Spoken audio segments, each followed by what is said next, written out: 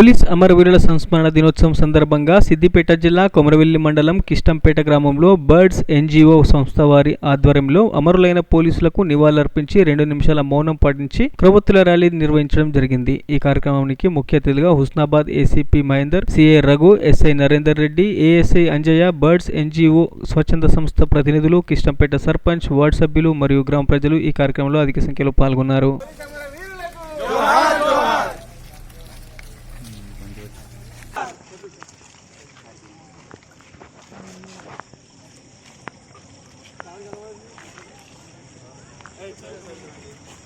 జోహార్ police అమరవీరులకు, జోహార్ జోహార్. జోహార్ police అమరవీరులకు, జోహార్ జోహార్.